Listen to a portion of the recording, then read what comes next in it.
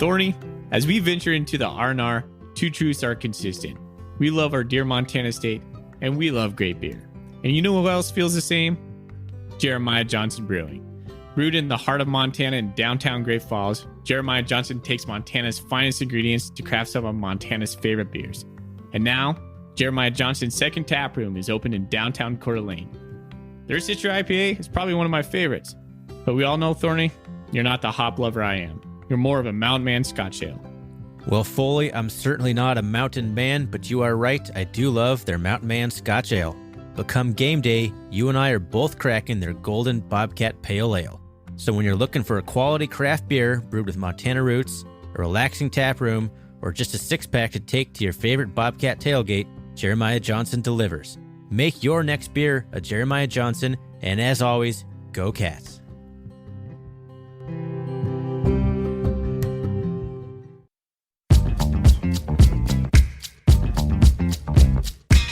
Welcome, everybody, to the R&R Catcast, a fan-based podcast focusing on Montana State athletics. We're two dudes named Ryan from the state of Washington talking about our dear Montana State. We hope you enjoy.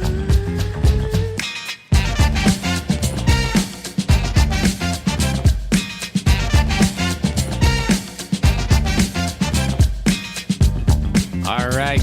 Welcome back, Bobcat fans, and thanks for joining us for the third Cat Griz episode of the week on the R&R Catcast. I don't know if I'm excited or not anymore. I'm definitely wooing like Ric Flair, but it's not at the same intensity of a Ric Flair woo. Right on. It's like if Ric Flair just like closed on a bank loan or something like woo. It's not that exciting. Close on a bank loan. That's where we're at right now. Come on, buddy. Oh, man. Okay. We're the Ryans of the R&R. We are brought to you by Jeremiah Johnson brewing dank beers in downtown Great Falls, Montana, with a second tap room in Coeur d'Alene, Idaho. And we're part of the Big Sky Podcast Network. Hey, we're here to talk more about the Cat Griz. We couldn't get it, and we couldn't finish it on the first episode. And then yesterday, is that how you want to? We released. Is that the story you're telling the listeners? Yeah, we just didn't have enough time, man. And I was honestly falling asleep in the back half of that show. So Thorny cut me off. He said, go to bed. We'll finish this on Thursday. That's what we're going to do tonight. We're going to talk matchups. Thorny and I are going to go through key matchups, and then we're going to talk some Golden Coolies. We'll actually have a guest appearance from one of our listeners, Tanner. Bleeding Blue got to us, and he's going to tell a Cat Griz story. We just got off the phone with him, so we'll splice that into the episode.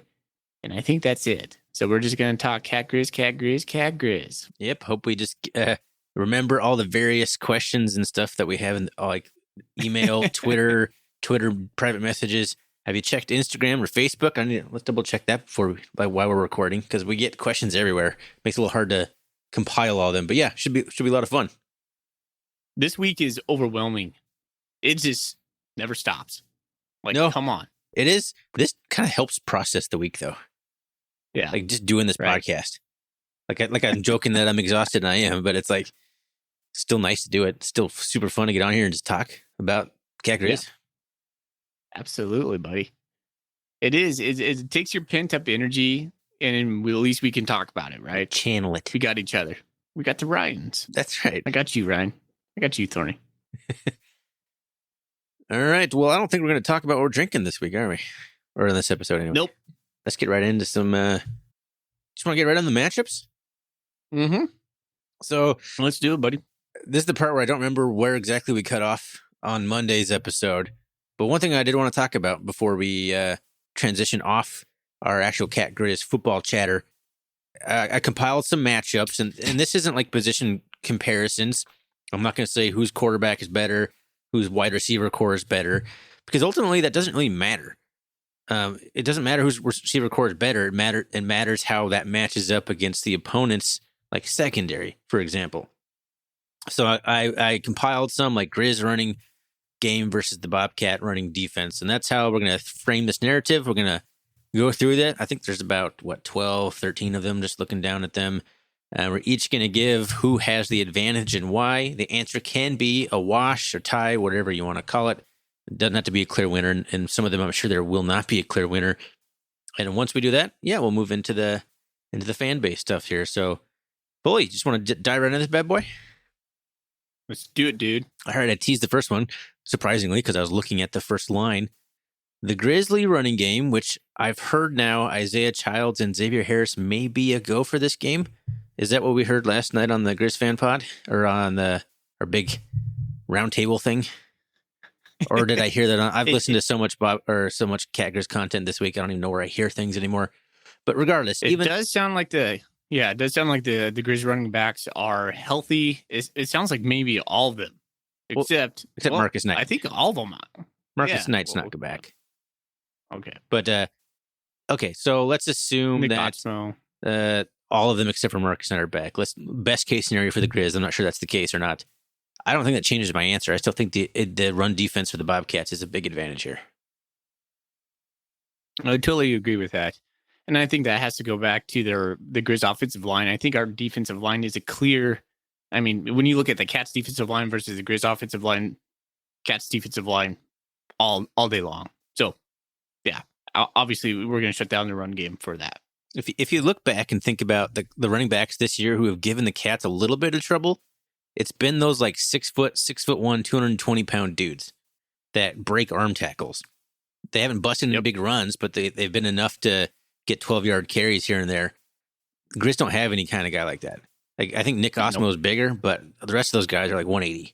Like Junior Bergen's like 170. So yeah, I just think that if they are able to get through the line of scrimmage, they're gonna we'll be able to clean up pretty quickly. So I think big advantage here for the Cats. Moving back further from the running, or I guess forward, depending where they're lined up. This is terrible content. The Grizzly passing game versus the Cat passing defense. So we're not talking like specific secondary stuff yet. Just in general, the passing attack versus the Cats passing defense. I'll let you take this. Yeah, so I think that's a wash right there. I think the Grizzlies would be wise to kind of put us attack the seams of the Bobcat defense. Montana State has had some trouble defending the pass, and that I think that's simply because of some zone concepts that we run, not necessarily because that we have Jeff Manning or Trey Webb or Ty Okada or Simeon Woodard or James Campbell or Eric Zambrano. All those guys I just listed are really good secondary, by the way. I just think they find a zone, and I'm thinking over this week, Cole Grossman, who is one of the Grizzlies' top targets. He is a freshman, by the way. I did go on to their website and look at their roster. Holy cow, that guy's going to be just lights out for them for the next 3-4 years. Anyways, if they put him up the seam, Cam Humphrey can get some easy money on us, I think, right there. So if we take pass rush out of it and we're just looking at their passing attack versus our defense, I still think it's a loss. Well, this, in my opinion, and this maybe I should be more clear, this includes the pass rush. Oh, okay. So let me phrase another way. I give Montana State. Do you think the Griz average 237 yards a game, 7.2 yards per carry? Are we going to do better or worse than their average? Oh, worse. Like they're going to do worse. I think so. I think so too. I think we're going to. It is the Cat Griz. Like, you could throw everything out, all statistics. I mean, let's get over that caveat. Yeah, everything could go out the window. Absolutely. But if you're just looking this on paper, I think Montana State holds up her hand on that. I do too. I think we'll put some pressure on them. I don't know if we'll get any interceptions. I'm really hoping that we do, but especially if Cam Humphrey's a little bit hobbled, I don't see them being very successful through the air. At least not in terms of like what they're used to. Like we held Barry to like almost 200 yards less than he's used to. 200 yards less for Montana would be 36 yards. That's not going to happen, but it could be roughly half of that. It could be funny. Like 150 yards to the air or something. Yeah. Moving on down. I'll say the Cats. I don't know if I said that or not. So we both got Cats so far. This one I think is a pretty easy answer. The Griz offensive line versus the Cats defensive line. I think even the most diehard Griz fans not going to like that matchup. So Cats over here for sure. Yeah, especially as banged up as they are. And I've been curious about that. So I actually asked that on our big roundtable episode last night to ask somebody on the Griz fan pod to give us a recap of their offensive line's injuries and retirements and stuff. So there's a good listen in there. No timestamp, no idea where it occurred. If you want to really know what happened, Brent Wahlberg gives a good review of that at some point. The point is, they're banged up. We are not. We're very good on the defensive line. Easy pick. I want to see Junior Bergen. Is that his first name, Junior? Yes, it is. Did I get that right? Yeah. Junior Bergen meet Chase Benson in the hole. There's something a little extra for a guy who was a cat commit. Right? Come on. I never want to wish a guy injured, but I wouldn't mind seeing Daniel Hardy flatten him, you know? Yes. He looks very small for a running back at any level of football. He's not. He's not. Feel like he wants to be a running back. He's not a running back. He's a wide receiver, and he's a slot receiver, which is fine. But they're using him. They're running between the tackles, and it looks comical almost how small he is. But he's a tough kid, and he runs hard. I give him lots of credit. Yep. He's like almost like a smaller version of Elijah Elliott. I hadn't thought about that comp. Griz, wide receivers versus the Bobcats secondary. So this is where things get a little more interesting. I'm going Griz wide receivers. I think Sammy Kim, although underwhelming this year, I think he has the potential to be one of the best players on the field at all times. He can dominate a game if he really wants to. I think Mitchell Roberts is a really good wide receiver too. And I didn't even think about this when I wrote this, but if you're going to throw in I don't have anything for tight ends on here, so let's throw Cole Grossman in that mix. I'll probably give the advantage to. I'll still probably call it a wash. I don't think anybody's torched us too bad, including Tulilu Lumo Jones, not Vernon Adams. My mind's tweaking right now. Whatever quarterback Eastern's rolling out this year, that's in the contention for the Walter Payton Award. Eric Berry. I know. I was half joking there. That guy. I'm going to go a wash on that. I think that they're not that big of an advantage for the Griz to the point of where I can call it relatively even. We haven't really talked about the young corners, and maybe that's because they've just been shutting down the receivers. Or the defensive line is so good that they don't have to do a lot. Either way, the fact that we're not talking about the cornerbacks is typically a good sign. It's like if you're not talking about the referees, then they're doing just fine. Mm-hmm. Right on, buddy. All right, we're going to switch it over to the Bobcat offense here. Cat running game versus the Griz running defense. Ooh, see, I think that's a wash right there. Although that was what we made our hay on in 2019. This is something that I've been racking my brain about. We don't run as much gap scheme this year as we did in 2019. And that was honestly the best thing against their defense, because their defense was so high pressure. We would be so patient, and then we would just gash them in the gap scheme that we were running. It would behoove the Montana State to kind of revisit that, I think, this season, or this game at least. But to your original question, I think it's going to be a wash or slight edge to the Grizzlies. I mean, to your point of not being the same as we were in 2019, I tried to coin the phrase ground raid, right? Is that what I tried to call it? It's like the air raid. Oh, yeah. But it was the ground. I forgot about that one. It was so dynamic and so diverse for just being a rushing attack. It was crazy. We had so many ways to attack you from running the football. It was like nothing I've ever really seen. We are not like that whatsoever this year. We have a line that's reshuffled. We don't seem to be very creative in the play calling. I'm not positive that the Cats can do anywhere near what we've been doing. And I know we went through two defenses there. We went through Bob Stitt's defense and then Bobby Houck and Kent Bear's defense and had the same success. I don't know. I put this one as a wash too. I'm pretty concerned about it. I think we'll do okay. I don't think we'll get to our season average for sure. Oh, that's not even talking about if we have a Fonse or Elliott. That's assuming we have a Fonse. Yeah. If we don't, the wash part definitely probably goes to the Griz. So then we have to beat them through the air. We have to rely on Matt McKay.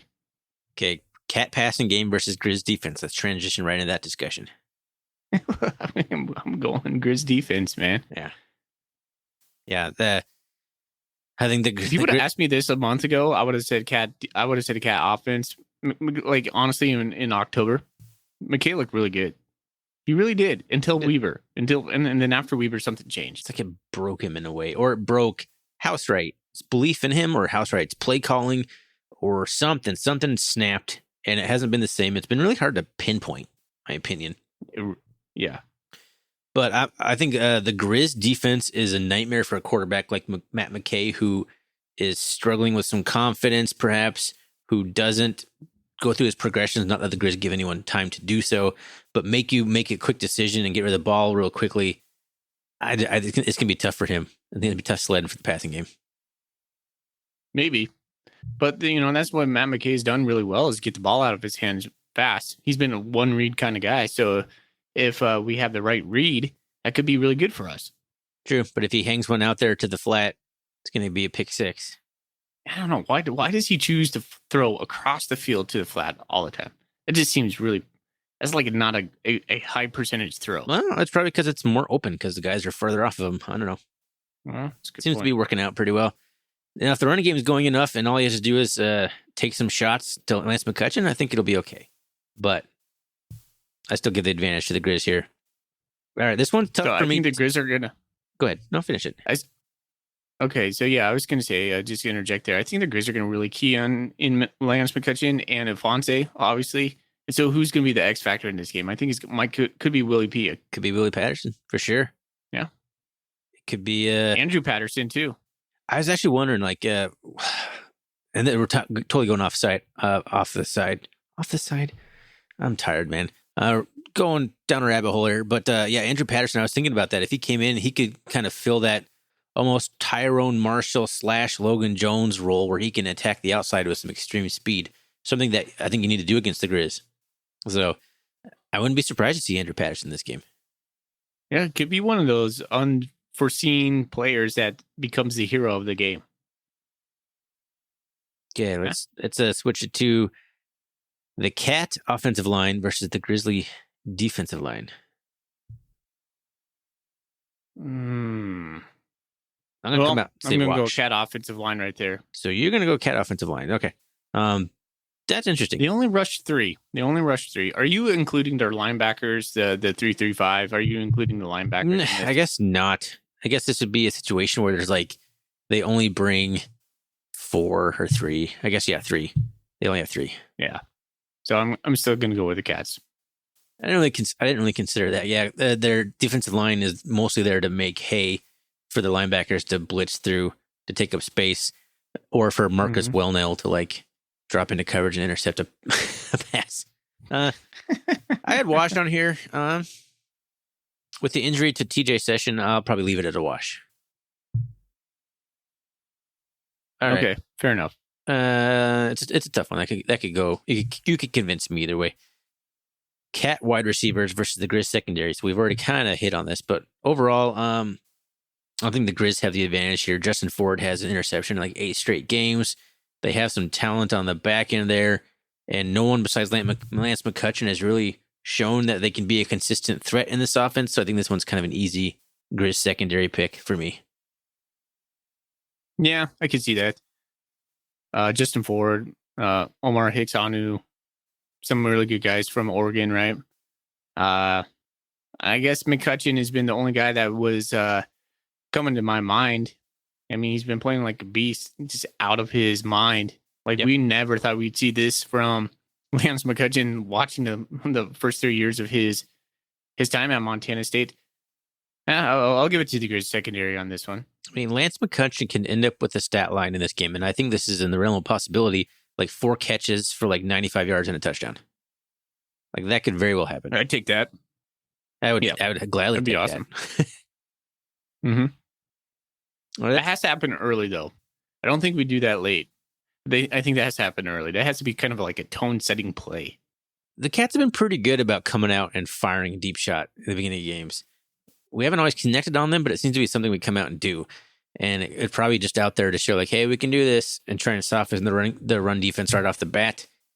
But you just can't make a mistake. And I'm afraid my biggest fear in this game is that the Cats are going to play it not to lose, and then that's going to cause them to lose. So yes, you got to come out and take a shot. You got to take some shots. Okay. Period. Yeah. Well, that pretty much wraps up the offense versus defense kind of stuff. I feel overall, I think I had more Cats checkmarked on here than I did Griz matchups for the offense and defensive kind of stuff. Yeah. Because I do think overall the Cats have a better defense that's going to shut down the Griz offense. And I do think the Cat offense is going to have a very tough sledding. But if you had to press me to the fire on, do I think the Griz offense is going to be better against the Bobcat defense or do I think that the Griz or the Bobcat offense will be better against the Griz defense? I don't remember how I said it the first time. Whatever. I think that the Cat offense has a better chance to be successful than the Griz offense does in the grand scheme of things. What if we scored like we did in 2019? So I was teaching there today, and then I let my mind, during my passing period, I had a little time to sit down and listen to the episode we crafted last night. We talked about like kind of some scenarios, and it is unlikely, but I still think it could happen, man. There is something I kind of came to the conclusion. I think Montana State comes out and hits some, like, let's say if we get the running game going in the first quarter, I think, man, it's just over at that point. We pin our ears back on defense, and then it's just game over. Just game over. That's true. If the Cats can jump out to any sort of lead, I think that they've proven that they can hold the lead. But the problem is the Cats have proven they're not going to blow you out anyway. Yeah. Like once Vegan gets up like 14-0, 17-0, it is hand the ball off. 3 plays in a row time. Up the middle. So the score could be 21-7 and be the most dominant 21-7 victory you'll ever see. But that could be the final score. But the thought has crossed my mind that, yes, it could snowball like that. Because, I mean, you look how many times that the Cats have had a good defense in the previous years. And, like, it been like leading the league in scoring defense. And the Griz just come in and, like, hang way over their season average on us. That becomes kind of the mental thing that I'm talking about in this game. And I think the Cats have a big advantage in that fact. Let's just jump right down to the bottom of that. I have that on here. We'll have some other stuff to talk about first, but intangibles includes like mental toughness, and includes leadership, which could be coaching leadership. It could be on the field leadership, senior leadership, and then like home field advantage. Any kind of other intangible stuff. I think the Cats have all the advantage this year. Yeah, I don't agree with that. I think Washington Grizzly is an advantage in itself. I think the fact that the Montana Grizzlies have not won in 4 years, the fact that some of those guys have never beat the Cats, is that an advantage? I kind of think it is an advantage for them. Although, flip side, look at wasn't the an advantage for us Montana for 16 State. straight years. Yeah, well, it's good points, right? Look at the flip side. You're going to listen to guys like Troy Anderson, Chase Benson, and go, yeah, we don't lose to the Cats, and they're obviously sending the message to the Cats and their teammates that this is what we do. I don't know. I think it's easy. My kind of a disposition towards this game has always been to be more afraid than confident. And I still find myself like that. Even though we've won 4 years in a row, I don't want to. I still don't feel personally as Ryan Foley. I don't feel like, hey, we got this. Like this is going to be easy, or this is a very winnable game for us. I always feel, not like a little brother mentality that you hear people talk about. It's just Cat Griz. You just don't want to get your hopes up too much. I think that's where I kind of land on. I guess this bleeds into what I was talking about earlier about it just doesn't scare me from that aspect anymore. Like I'm not worried that we're going to lay an egg just because it's Cat Griz. There'll be lots of other factors we could lay an egg. It's just that whole we lose because we always lose to the Griz thing is gone out of the culture at the moment, at least in the player side of it, in the coaching side of it. Because all these guys, that's all they've ever done. And the intangible here would be like Brent Vigen and the coordinators. That is a problem, I think, for the Cats. But we have so much other staff on staff that have been around still. We have former players that have been around who were part of winning programs, and just like the seniors, I think like Lance. I think our senior leadership is better than their senior leadership. Period. They don't have guys like Lance McCutcheon and Troy Anderson. Maybe they do. Maybe they do. It's hard to gauge that, but I don't know. I think this is an advantage for the Cats. I mean, the Griz have only won one game since 2010 against the Cats in Missoula. Yeah, the home field advantage is real. It hasn't really worked out so much other than that 2014 year. And before that, it was 2008. Wow. That's crazy to think about. It is kind of weird. Like 2010, 12, McGee won. Then Prukop lost that was the Jake Bleskin game. 2014, man. which we don't. Took his soul that day. And then it's been all Jeff Choate. So, yeah, they had like the Jake Bliskin game, and other than that, in the entire 2010s, it's been the Cats in Missoula. Maybe that's bad, all right, buddy. Maybe that's a jinxing thing. We're spending more time on this than I figured we would, but we got a few things left to go on here. Kickoff returns. Griz. Oh, yeah. Easy. That's Montana. Easy Griz. Yep. Yeah. Punt returns. Easy Griz. Montana. Easy Griz. Even if it didn't have a dynamic guy doing it, I don't think they muffed as many punts. Or, I mean, I'm literally worried every time that a team punts Dooley Patterson. It's not a good place to be. He may not fumble it, but it's like he's gonna just let it bounce past him and get down on the 2. So I'm just not confident that something good's gonna happen. So That's a good point. Easy pick for the Griz on that one. Okay. Field goals. I had Cats on Stones. here. It may be a wash. Their kicker's actually pretty It good. could be. But yeah, we got Stones, man. Isn't he a transfer from Arizona? He is, yeah, something like that. Because we learned a little bit more about him on our big roundtable with the Griz guys there. But I'm still going to go with the Cats. Stones Glessner, for sure. Stones.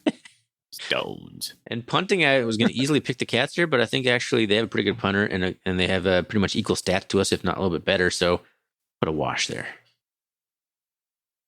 Our punters have kind of won the game for us in a couple. And I mean, Jared Patmos, and we've talked about that in a little bit, but yeah, that's a really important position during this game. Flipping the field is huge in the Cat Griz. It is. Yep. Yeah, Jared Patmos won us a Cat Griz game, basically, as far as I'm concerned. So if Bryce Lane can pin them, I don't think there's like a legit argument. I don't think the Cats. I don't think the Griz can march 80 yards on us. I really don't. No, it's like I was saying on the Monday episode. Like, sure, they can hit Sammy Akim on a slant over the middle of 15 yards. Can they do that 4 times in a row? Can they continue? I don't think they can, man. I don't think they can move it that far. And if they do, no. If they get in the red zone, the Griz have proven to be almost as awful as we have and been able to punch it in once in the red zone. So, yeah, all signs point to this being just a slugfest, low-scoring garbage fest, which means it'll be 52-48. All signs point to some big plays happening too, right? Some plays like maybe a trick play that I don't think the Cats have shown. Nope. Bobby Houck always has a trick play up his sleeves for this game. A fake punt, some sort of weird formation that you're not going to expect. I'd be interested. That's one thing I'm going to be looking for in this game. And special teams. So special teams, defensive plays. I think that's where this is going to be won. I agree. I'm more worried about the Griz scoring either a blocked kick return or a kickoff return, punt return, a special teams touchdown. I'm much more worried about that than I am their offense beating us. Kind of funny to think about that. Yeah. I mean, their game against Northern Arizona, their defense outscored their offense. Their offense scored a touchdown on the opening scripted drive and never scored a touchdown again against Northern Arizona. They are not that big a threat. And if the defense is like what I think we are, I just don't see it happening. It'd be, I really want this. So all year long, I've been rooting for a scoop and score. If we can make it, if we could plow into Cam Humphrey and just knock the ball out of his hand, and then Troy Anderson picks it up and runs to the touchdown, that's going to be, oh my gosh, go crazy time. I will lose my mind if that happens. I want to scoop and score this game. Come on, Cats. Bold prediction. Let's go. You want a bold prediction before we move on? Is that your bold prediction? Yeah, let's do it. Yeah, man, for sure. Scoop and score. Bold prediction. Yeah, my bold prediction was that mine was going to be basically a defensive score or some kind. How about bold prediction? Why the hell not? Let's say our defense outscores their offense. I love it, man. So the same vein. That's so cool. Now, like if you that include one, field goals, I mean, yeah, maybe they'll get like 9. I don't know. Yeah, sure. Why not? Bold prediction. That'd be terrible if they've scored 9 field goals. Well, I meant 9 Oh, points man, off I hope field that- goals, not 9 field Okay. 3 field goals. 27 points off of field goals. That's got to be a record. Oh, that'd be terrible. Oh, my word. All right. Let's put a Hey, you bow want to on move on Cat to Griz. Golden Coolie? Yeah, man, I'm tired of What's talking that? about. Yeah, let's move on. I'm tired of talking about matchups and what this and that. Who's going to do what? Let's just. I mean, we'll talk a little bit more about that with Golden Coolie questions, but let's move into those. Yeah. All right, man. I'm going to start out on Bobcat Nation. Our boy, Bleeding Blue, Tanner, who is going to join us here in a moment. I don't know how we want to bring that in. We will, though. We'll figure it out. He said, what is your confidence level heading into this game compared to a month ago? Well, that's a good question. I was going to say, before he finished the second half of that question, I'm like, well, you could ask me every 30 minutes, it's going to change. But compared to a month ago, it's definitely down. It's definitely down.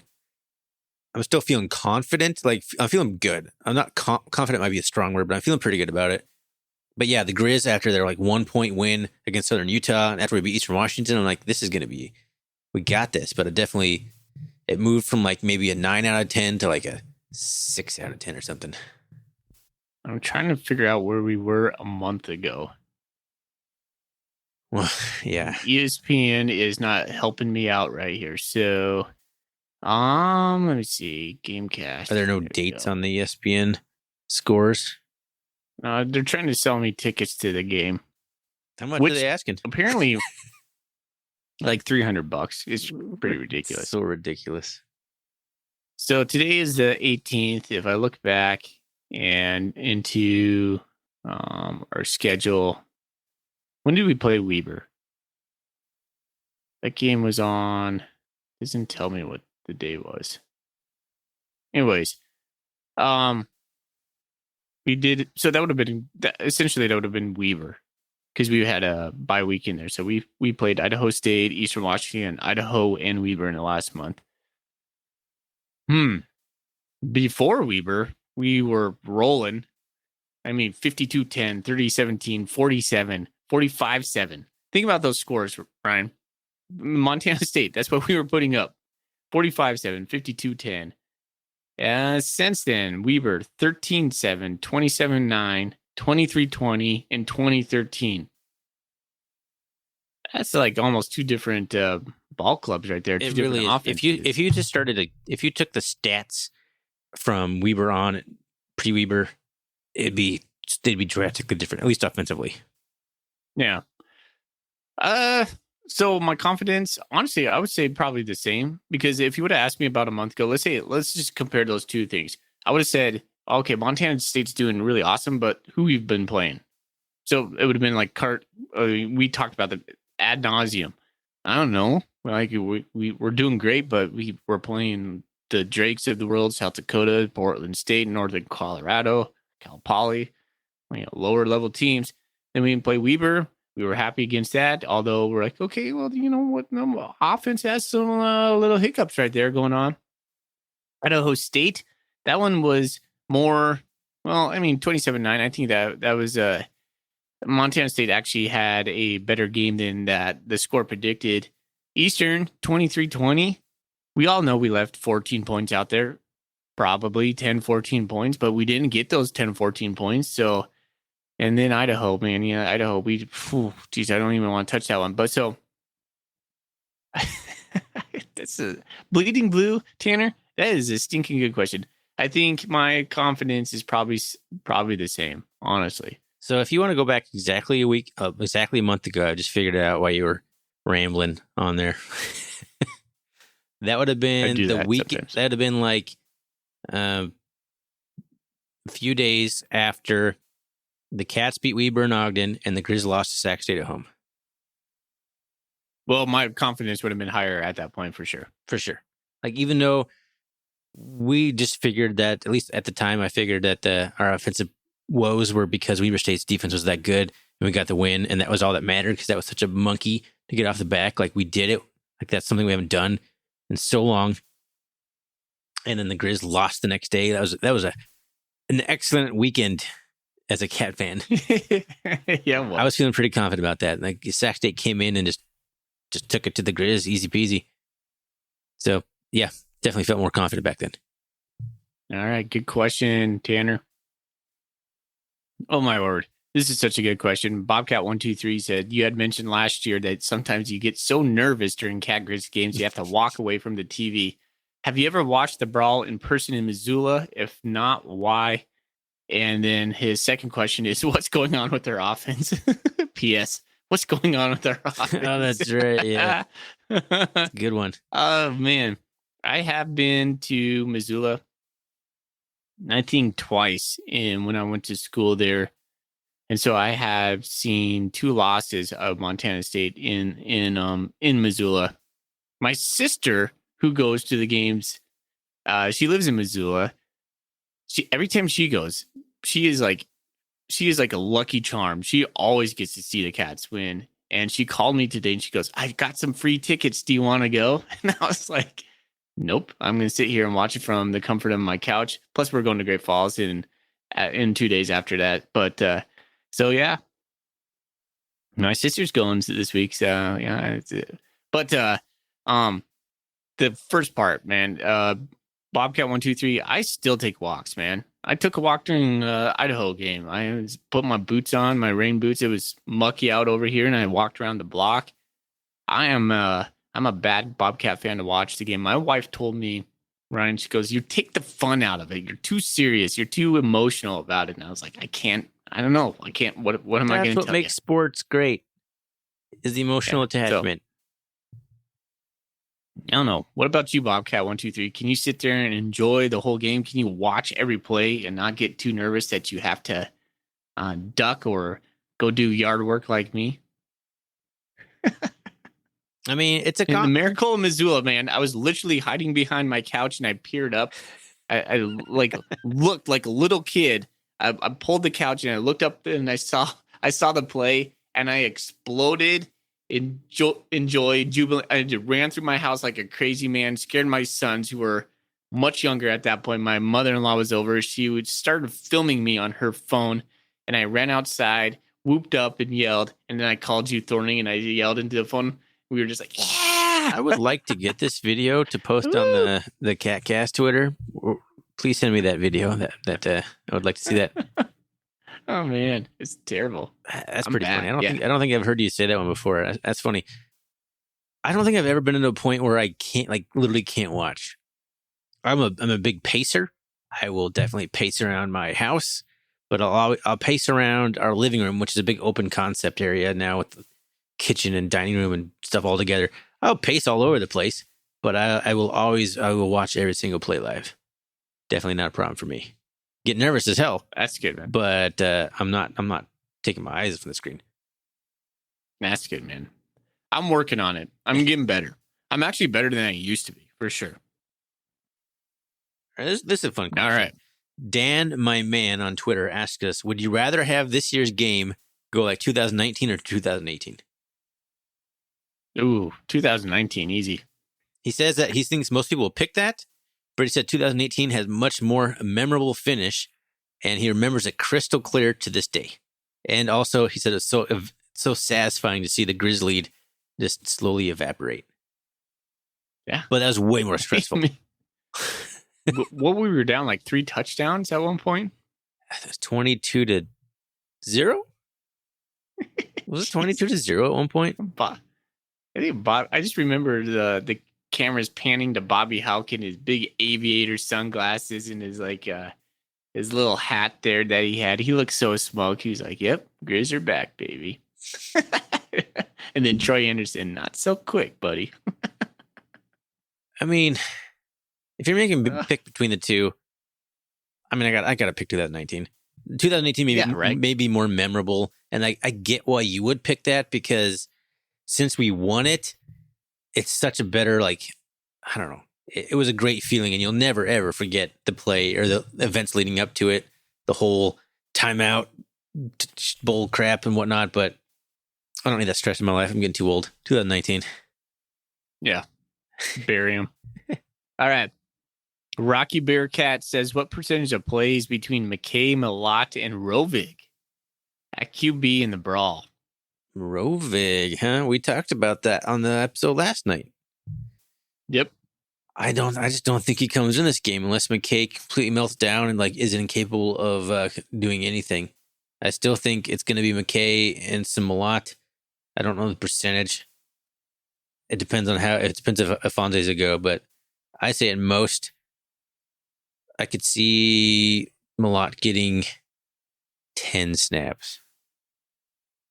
If McKay comes out and throws 2 interceptions, we're going to see Rovig, I bet. It's possible. It's possible. If he throws 2 interceptions in the first half, it could happen. Yeah, could. That will happen before Malott comes in full time. I will say that. Yeah. I've seen a lot of people talking about Malott being full-time quarterback. That's not a good idea right now. It's not a good idea for his first start to being Cat Griz. Like, what are you crazy people? So if backup comes in, it's Rovig for sure. I'd be super comfortable with Rovig coming into this game. Yeah.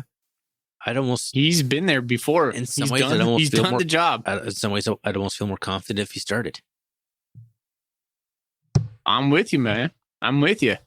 I think you and I called for in our preseason episode that we thought McKay would start and that Rovig would eventually take over the starting job.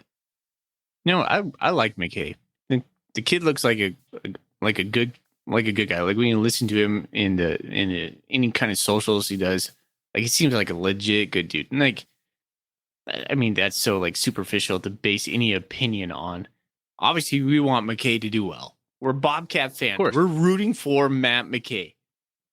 But I have spent so many years defending Tucker Rovig on this podcast.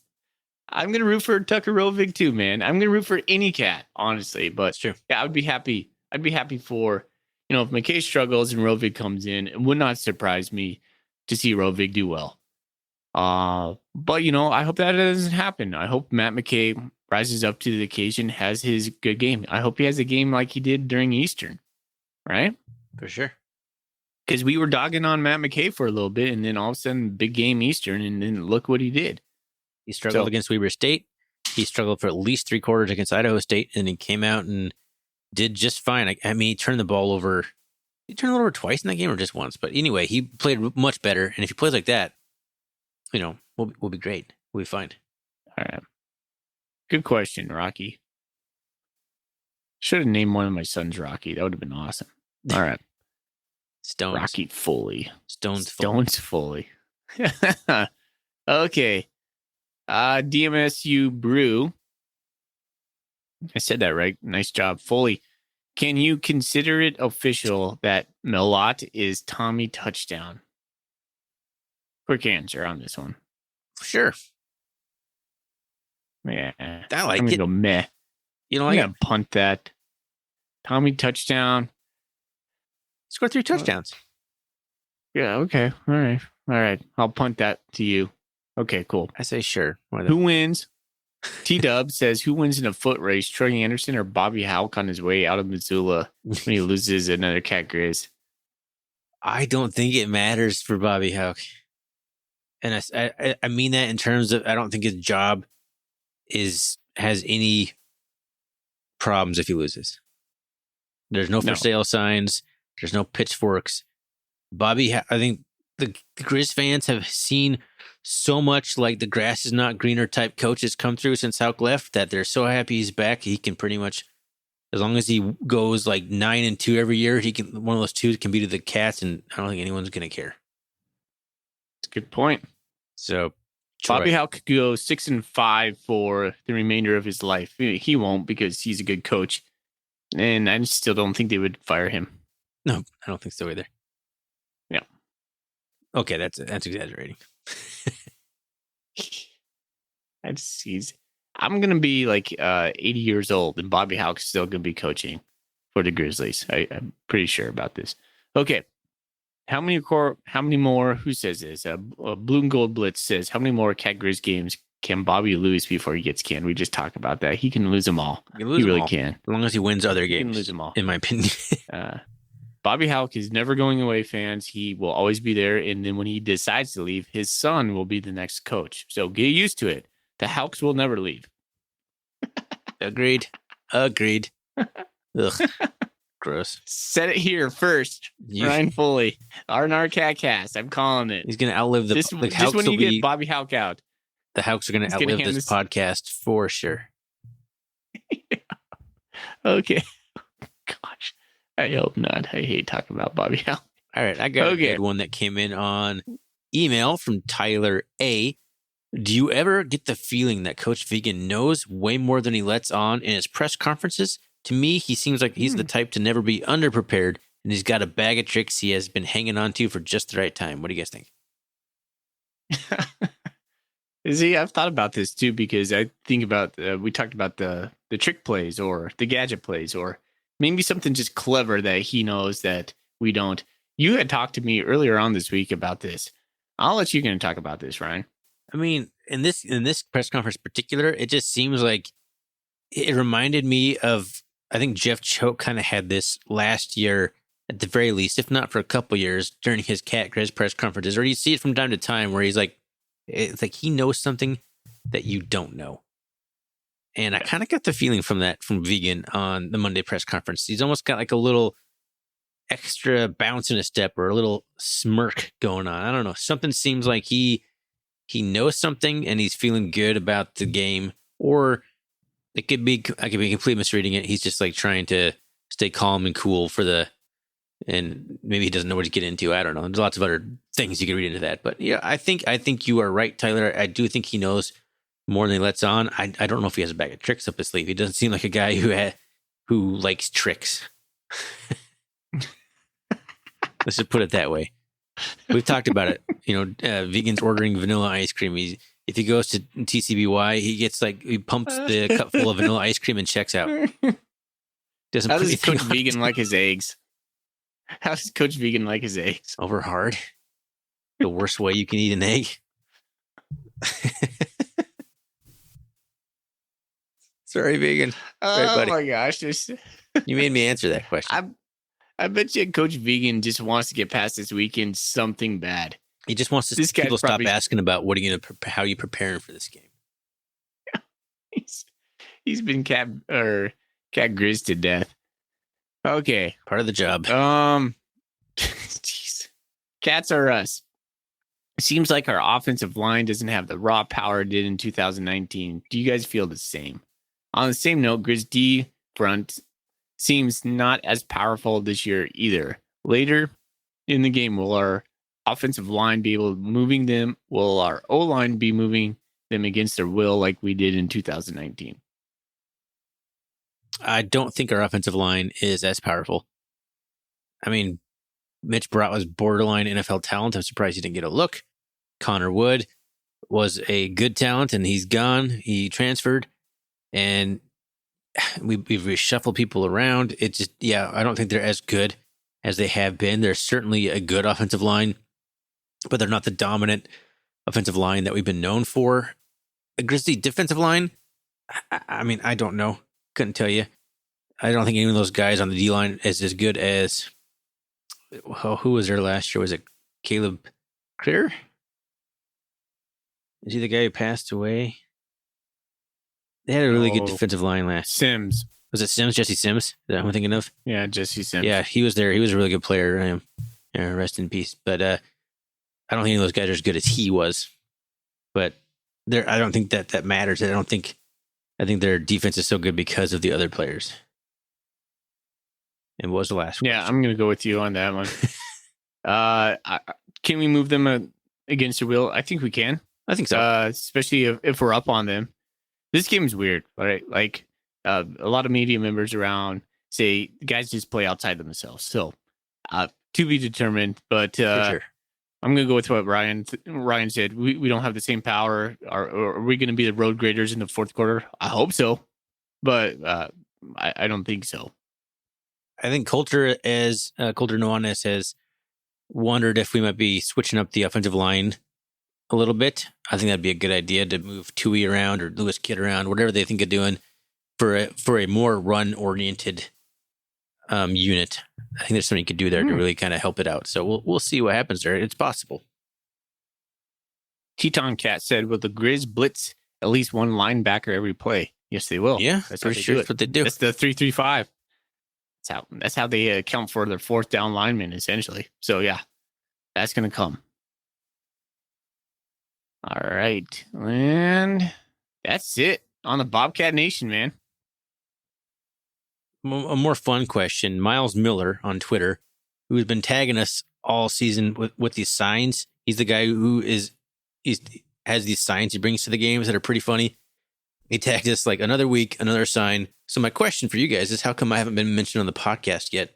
And he has a photo of himself holding a sign with the Idaho logo, the I, and then it says inferior after it. So it says inferior with Idaho.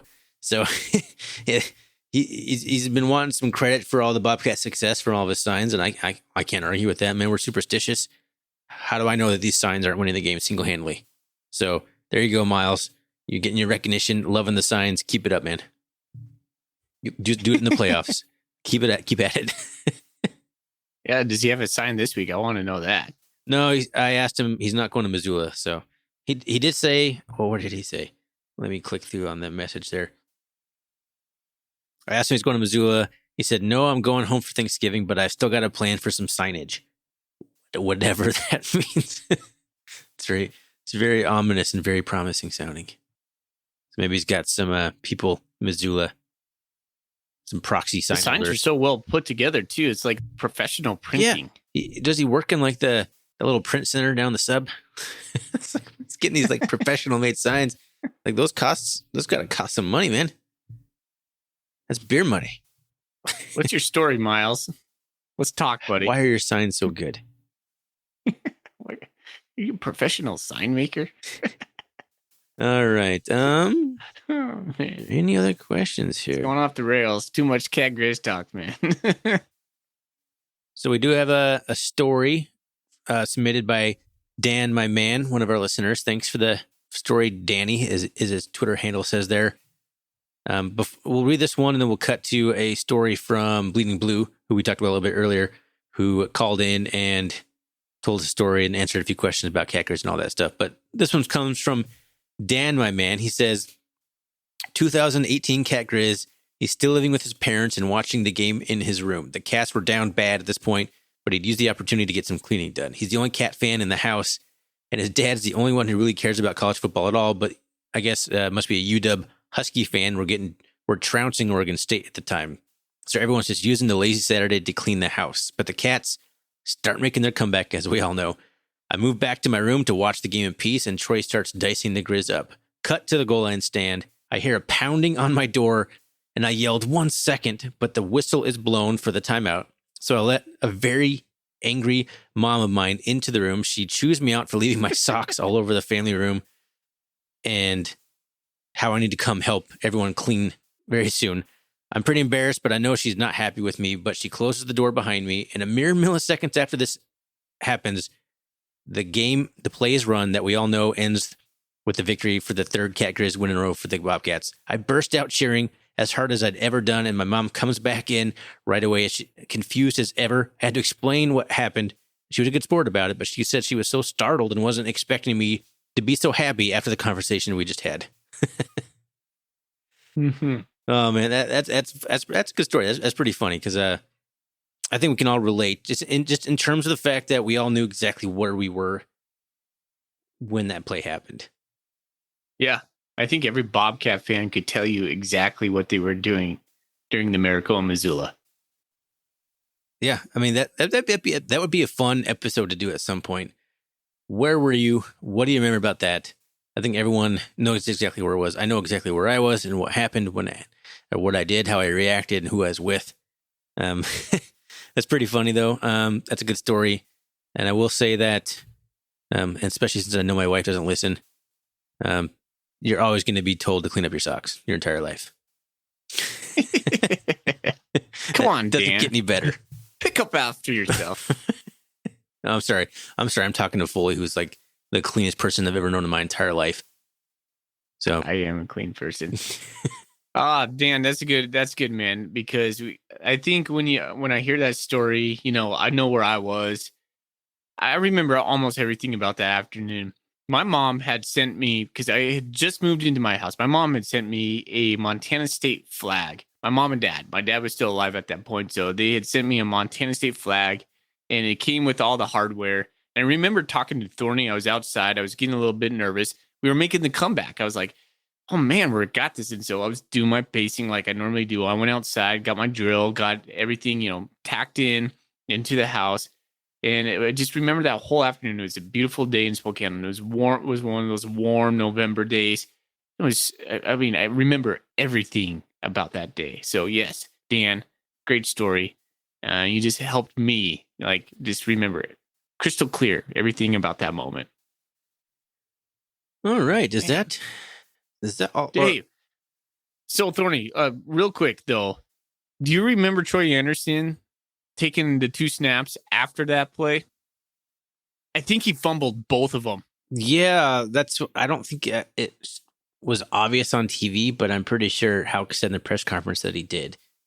It was hard to tell. I think he did. I believe he probably did. Yeah, I think, he went under center for probably the first time in his life, maybe, had to take those 2 snaps.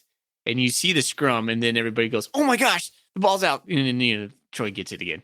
So we had to get a couple yards, and those were 2 tough plays there at the very end. They weren't getting me for sure. When we get Troy on after he graduates on the podcast, we'll ask him, "Did you fumble? Oh man, did you fumble that?" Yeah. I can't wait for that one. That will be a fun interview for sure. Yes. All right. Well, let's move in. Man. Let's play the audio from Bleeding Blue, Tanner, real quick here. So let's play that, and here it is. All right. Well, now we have a call in from a listener, Tanner, who goes by Bleeding Blue on Bobcat Nation. Tanner, man, how you doing tonight?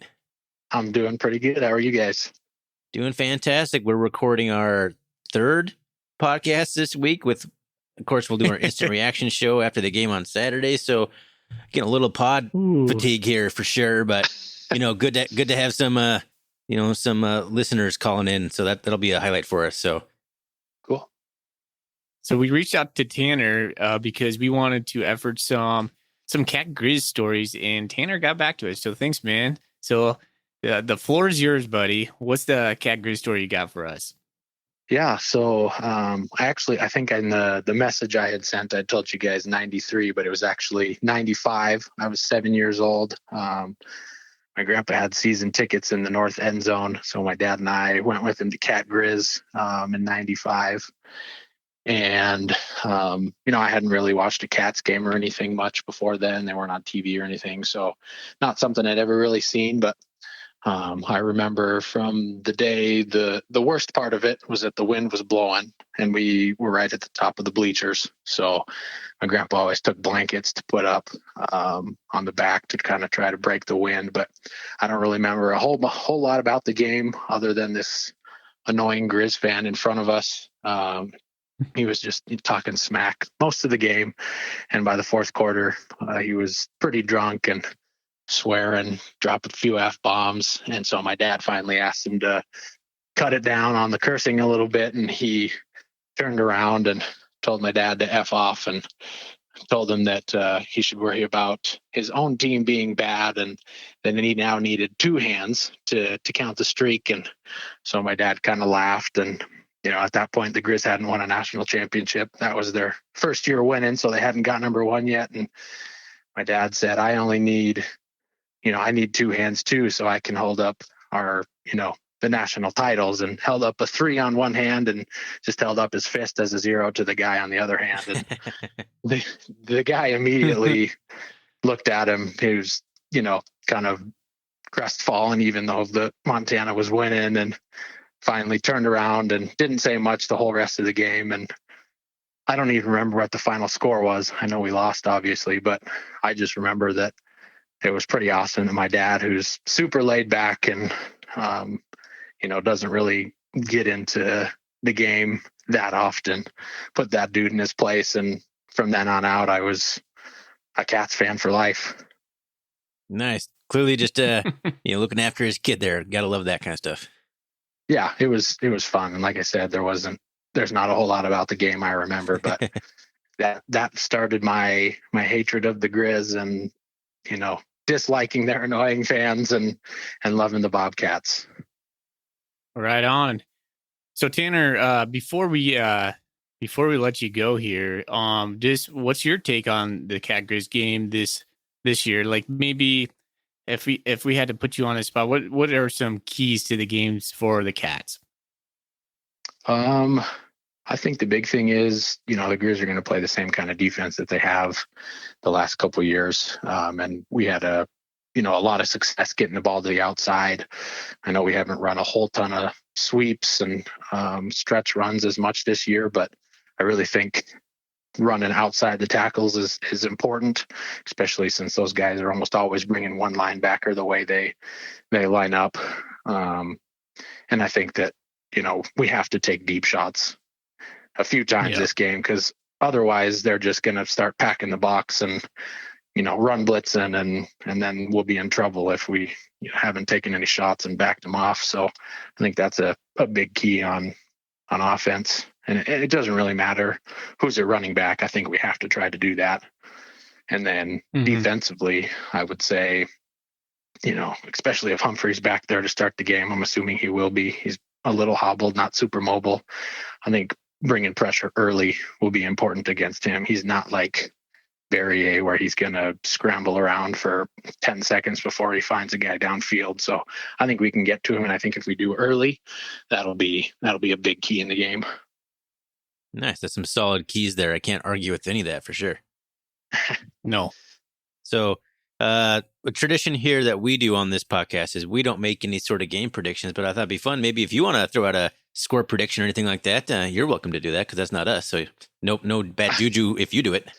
Nope, I don't. This is the one game that I never predict every year. When I started the prediction thread this week, I just said I wasn't going to make a prediction, and honestly, it's because I used to talk smack to Griz fans throughout the week, and then we'd get our asses handed to us. So, I decided I'm going to stop doing that, and I'm just going to be confident in our team, even though it is Cat Griz and there's always that chance you lose, but I'm not going to say if I think we'll win, and I'm not going to say anything to Griz fans during the week. Smart. Laying low. I like it. Yep. Well, Tanner, to piggyback off that, man, I don't even read the prediction threads, because really? just a little superstition I have. Yeah. So I don't even want to know what people are saying. So yeah, I don't even click on that thread. So you don't even read them with you on non-Cat Griz weeks. No, well, I admit I did go read the Idaho ones last weekend.